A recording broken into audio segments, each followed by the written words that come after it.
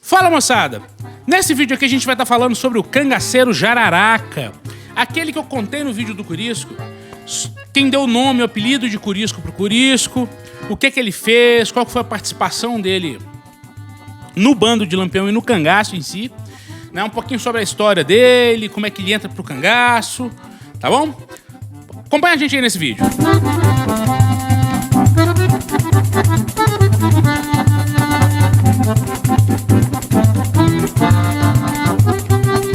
Fala, moçada, beleza? Thiago na área.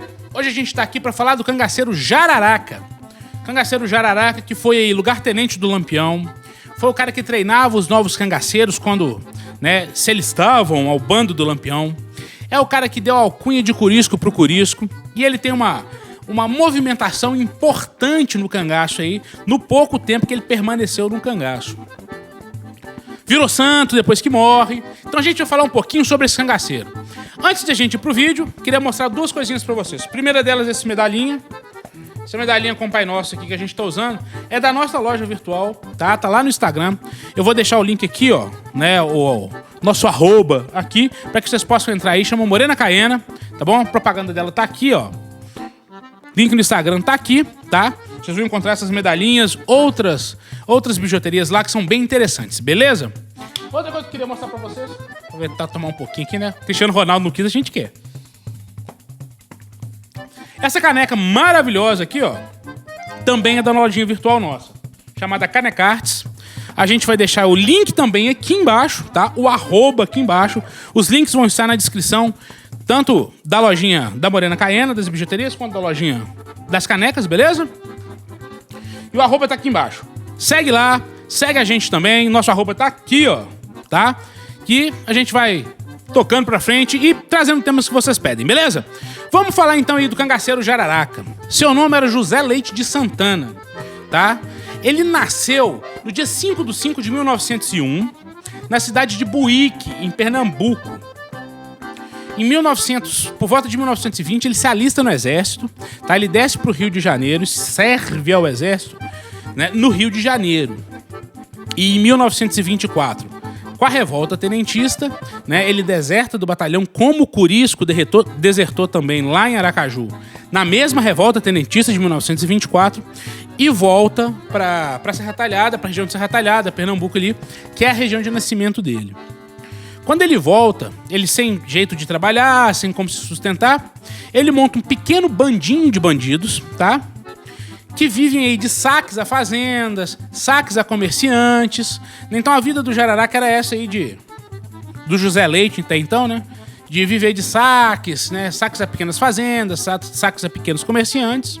Só que ele começa a ter um destaque muito grande, né, nesses saques, e o Lampião percebe e acaba trazendo o jararaca pro bando. Então traz o jararaca, traz os homens, né, do pequeno bando dele pro bando. E aí que o jararaca, então, é incorporado ao bando do Lampião e serve ao Lampião. Quer dizer, ele passou aí, de 1925 pra frente, a ser cabra mesmo do Lampião, a servir no bando de Lampião. O jararaca se destaca pela disciplina que tinha aprendido no exército, pelo bom manejo de armas, né, pelo bom treinamento que tinha tido no exército. E o Lampião acaba dando pro jararaca o lugar de lugar-tenente do Lampião no bando. E o jararaca é o cara que treina os novos cangaceiros. Então o cangaceiro novo entrava pro bando, era o jararaca que ia treinar. Por isso que o jararaca é o primeiro chefe do Cristino, do Curisco. Né? O Curisco estava em treinamento ainda no bando do jararaca, né? No subbando do jararaca, que era pertencente ao bando de Lampião. Né? Quando o jararaca vê o Curisco atirando no meio do mato, fala: pô, seu tiro é muito rápido, parece os Curiscos do Trovão. Daí que vem o apelido de Curisco pro Curisco, dado pelo jararaca. De participações importantes que o jararaca tem, a gente tem que destacar algumas. A primeira delas aí é o ataque à família Giro, que aconteceu na fazenda Tapera, na região de Floresta, ali em Pernambuco. O ataque à família Giro levou 11 pessoas a óbito, foi uma chacina para 11 pessoas. E essa história aconteceu o seguinte: a gente tem que lembrar que a história do jararaca no cangaço é entrelaçada à história do Lampião. Né? O jararaca não teve um bando sozinho, ele tinha um subbando que servia dentro do bando do Lampião. Né? Então a história dele era atrelaçada à história do Lampião. Essa chacina da Fazenda Tapera, ela aí é um marco importante na história do cangaço, né? É uma das maiores chacinas do cangaço. E aconteceu aí qual comando? Ao comando do Lampião, tá certo? E ela aconteceu no dia 28/8 de 1926. O que acontece? Tinha um rapaz chamado Horácio Novaes. Ou Horácio Grande, era o apelido dele na região.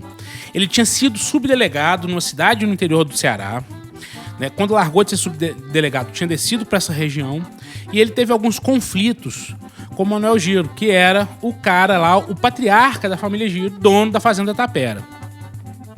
Se vocês quiserem saber mais aí desse embate entre o Horácio Novaes e o Manuel Giro, deixa aqui nos comentários que a gente traz um vídeo falando só sobre essa história, tá? E aí o que acontece? O Horácio Novaes foi acertar contas com o Manuel Giro, quer dizer, foi dar cabo da vida do Manuel Giro, e preparou uma emboscada para ele e convidou 2 cangaceiros. O cangaceiro Brasa Viva e o cangaceiro Tinive. Então foi o Horácio, o cangaceiro Brava Viva e o cangaceiro Tinive à Fazenda Tapera para dar cabo da vida do Manuel Giro. Chegando na fazenda, o Manuel percebeu, né, a chegada deles à fazenda, se armou, estava o Manuel e um primo, se armou e trocaram tiros. Os 3 trocaram tiros com os 2 da fazenda. E nesse tiroteio acabou o Horácio sendo ferido, foi ferido na região da genitália e fugiu, ficou 3 dias no meio do mato, chegou a dar bicheira no local do tiro, né, e foi acudido por alguns transeuntes e algumas pessoas da região que eram, né, favoráveis ao Horácio. O cangaceiro Brasa Viva acabou morrendo no local, tomou um tiro e morreu no local. E o cangaceiro Tinive, vendo aí o cangaceiro Brasa Viva morto e o Horácio ferido, fugiu e foge da história. Ele é um cara que some na história depois dessa passagem. E o que acontece? Então, o Horácio vai para casa, se trata do ferimento e bola um plano para poder dar cabo do Manuel Giro. Ele escreve uma carta, aliás, ele não era alfabetizado, né? Mesmo tendo sido subdelegado no Ceará, ele não era alfabetizado. Então ele pede à esposa para escrever uma carta de próprio punho, desafiando o Lampião, e assina essa carta como Manuel Giro. Quer dizer, ele forjou uma carta forjada que ele enviou para o Lampião, como se fosse o Manuel Giro que tivesse escrito essa carta, desafiando o poderio do Lampião. Né? Uma das passagens dessa carta, né, foi uma frase escrita: Lampião, quero ver aí o galope do teu rifle, assinado Manuel Giro. Uma carta de desafio mesmo. E o Horácio manda entregar essa carta, né, procura alguns cangaceiros, né, alguns coiteiros do Lampião da região e manda essa carta pro Lampião. O Lampião recebe essa carta, né, acredita que foi o Manuel Giro que tinha escrito a carta que estava desafiando o Lampião e desce para a Fazenda Tapera. Esse ataque aconteceu com 93 cangaceiros. Tava o bando do Lampião que desceu para a região de Floresta, encontrou aí com os homens do Horácio, os jagunços do Horácio, mais o Horácio. Então foram 93 cangaceiros no geral para fazer esse ataque na fazenda do Manuel Giro, na Fazenda Tapera. Eles chegaram, cercaram a fazenda, cercaram a casa grande da fazenda, cercaram a estrada para que ninguém pudesse passar e ir à floresta, ao centro de Floresta, chamar a polícia volante, porque nesse dia a cidade de Floresta estava em feira, então estava cheio de gente e estava cheio de polícia. Eles cercaram a fazenda e mataram 11 pessoas dentro da fazenda. Detalhe interessante aí dessa chacina da Fazenda Tapera é o seguinte: os cangaceiros não eram vingativos contra as mulheres. Em raras exceções, por outros pormenores, como a questão do Zé Baiano, os cangaceiros não tinham muito que atacar as mulheres. A prova tá aí que as mulheres da família Giro ficaram vivas todas, tá? Eles só mataram os homens. E a outra questão é a questão dos mitos, né, dos cangaceiros matarem crianças recém-nascidas, né? Existem mitos sobre o Jararaca, falando que o Jararaca jogava o bebê pra cima e aparava no punhal. Isso também é mito, tá? Primeiro que não tem condição de se aparar um bebê no punhal, o punhal quebra.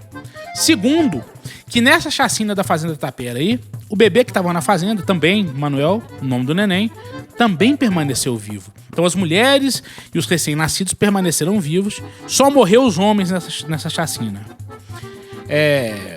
Outro ponto importante dessa chacina aí é a participação do Manuel, do Mané Neto, comandante da Volante dos Nazarenos, né, da Volante de Pernambuco. Ele também participou desse ataque à Fazenda Tapera, contra os cangaceiros, obviamente.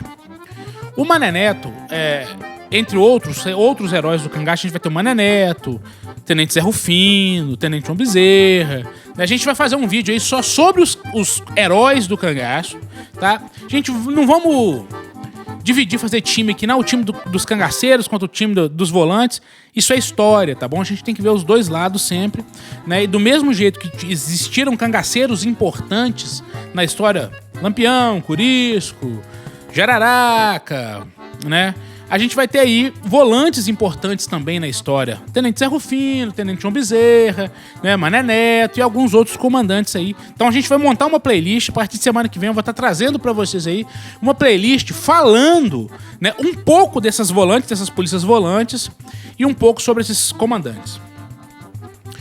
Segunda participação importantíssima do Jararaca foi no dia 26 de novembro de 1926 também, no fogo da Serra Grande. Esse fogo é importantíssimo, tá? É uma derrocada da polícia, é uma derrota, né, das polícias volantes contra os cangaceiros, e é uma derrota vergonhosa.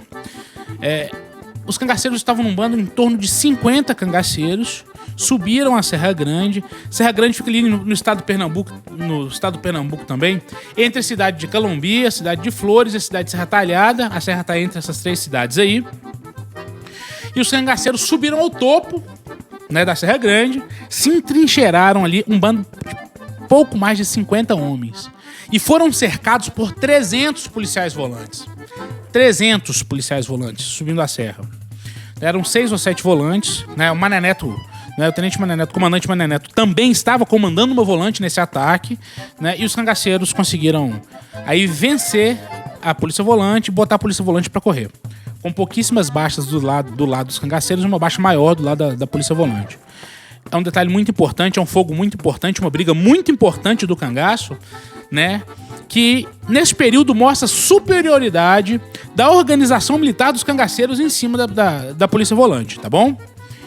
Outra participação importantíssima do Lampião, do Jararaca no bando do Lampião, importantíssima, é a ida a Juazeiro do Norte, que aconteceu no dia 5/4/1926, antes aí da Fazenda Tapera e antes aí do fogo da Serra Grande.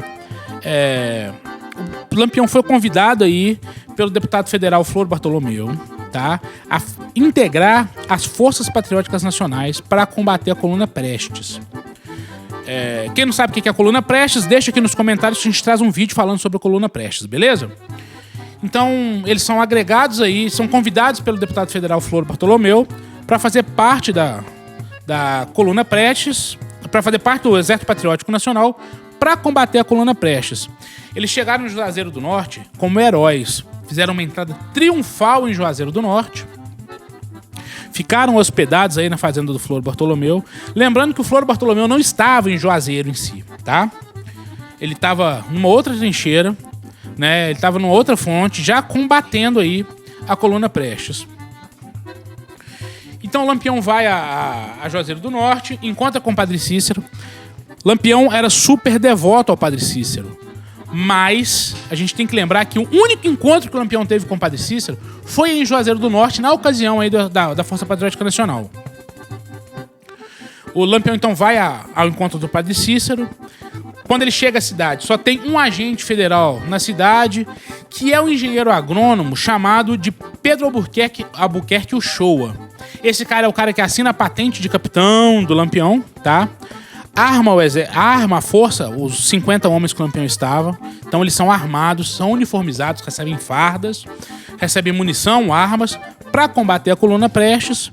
E o Lampião sai de Juazeiro do Norte, então, como capitão Lampião, capitão Virgulino Ferreira, do Exército Patriótico, da Força Patriótica Nacional. Tá certo? Eu vou trazer essa história para vocês com mais calma. Por que ele não continuou na Força Patriótica Nacional? O que aconteceu com o Lampião? Se ele combateu a Coluna Prestes, se ele não combateu? Eu vou trazer isso para vocês mais para frente, tá certo? Bom, outra participação importante do Jararaca, e é a participação mais importante do Jararaca, tá? É aquele que traz o Jararaca para a história de fato, né? Que é o ataque a Mossoró. Esse ataque a Mossoró aconteceu em 13 de junho de 1927. Mossoró era uma importante cidade do Rio de Janeiro, no Rio Grande do Norte, desculpa aí a falha.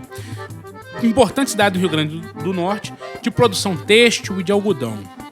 O Lampião, sabendo disso, resolve fazer um ataque e um saque a Mossoró. Então ele desce com um bando de pouco mais de 50 homens e se acampam próximo à cidade de Mossoró e envia uma carta ao prefeito de Mossoró, que era o Randolfo Fernandes, pedindo ao prefeito 400 contos de réis. Gente, 400 contos de réis é muito dinheiro.